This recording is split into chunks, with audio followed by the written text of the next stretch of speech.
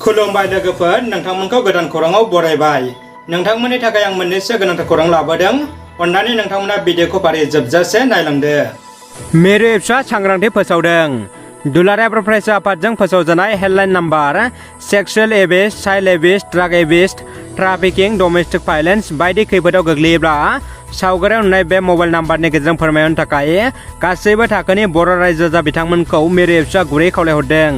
मिरु एप्सनि लोगो आफादगिरि मानगोनां मुर्शिद खोरोमदाव वारनि दैदेननायाव मिरुनि मोनसे हानजाया दिनै बिटिआर सोरखारा खुंनो लानाय सुपार 50नि सायाव मुर्शिद जगदीश प्रसाद ब्रह्म, AES बिथोनगिरि सोलोंथाइ बिफान BTC आरो BTCनि सोलोंथाइ बिफाननि OSDजों गुवारै सावरायलायदों। डिमा हासाव डाक्टारजों लोगोसे सागु सावस्रि मावफारियाफोरखौ सासपेन्ड खालामदों। डिमा हासाव जिल्लानि सावस्रि सिबिथायनि जइन्ट डाइरेक्टरा सासपेन्ड खालामदों सागु सावस्रि मावफारियाफोरखौ।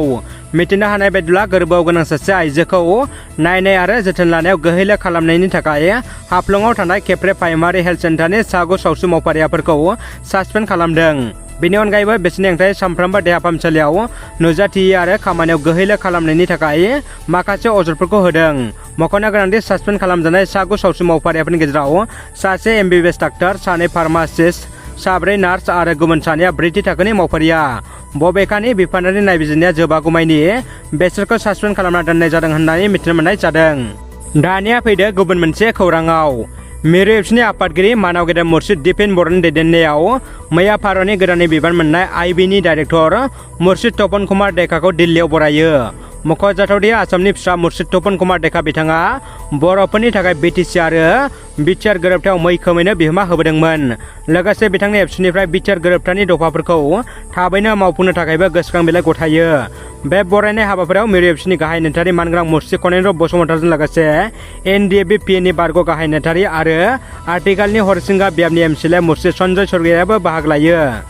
बिमा फिसा सानैबो गोमादों। क'क्राझार जिल्लानि गसाइगाव साब डिभिजननि सिङाव थानाय गाम्बार एबेल गामिनि मुन ब्रह्मनि बिसि श्रीमती सबिता बाला ब्रह्म आरो बिथांनि 7 बोसोर बैसोनि फिसाजो मनीषा ब्रह्मजों लोगोसे बिमा आरो फिसाजोआ थांनाय 1 जुलाइ 2022आव बालागाव तिनालिनि बडलेण्ड एकाडेमियाव फुंनि 10 रिंगायाव स्कुलनिफ्राय फिसाजोखौ लायनो थांनाय समनिफ्रायनो बिमा आरो फिसाजो सानैबो दासिमबो गोमानानै दङ। सोरबाफोर सावगारियाव नुनाय बे बिमा फिसाखौ नुयोब्ला 9395263549 नाम्बाराव खोन्थाहरनो न'खरनि सुबुंफ्रा गुरै खावलायहरदों। दानिया फैदो जोबथा खौराङाव। कम्पार्टमेन्टेल आनजादनि रुटिन फोसावबाय। सेबाया कम्पार्टमेन्टेल आनजादनि रुटिन फोसावबाय। 25 जुलाइनिफ्राय जागोन कम्पार्टमेन्टेल आनजादा। 25 जुलाइनिफ्राय 30 जुलाइसिम खुंगोन कम्पार्टमेन्टेल आनजादखौ।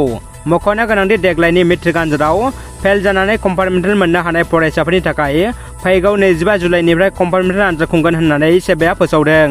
सेबाया फोसावनाय आनजादनि रुटिन बायदियै 25 जुलाइ खालि इंराजि, 22 जुलाइ खालि बिमा राव, 27 जुलाइ खालि सानखान्थि, 28 जुलाइ खालि समाज बिगियान, 29 जुलाइ खालि बिगियान आरो 30 जुलाइ खालि भुमखौरां, जारिमिन आरो हिन्दी आयदानि सायाव खुंनाय जागोन। बबेखानि कम्पार्टमेन्टेल आनजाद खुंनो थाखाय सेबाया आबुं थियारि होननानैबो मिथिनो हादों। रादाबा एसेनोसै लोगोफोर। रादाबखौ जोबजासिम नायनो थाखाय नोंथांमोननिसिम गोजोननाय आरो साबायखर बावबाय। गोजोन्थों।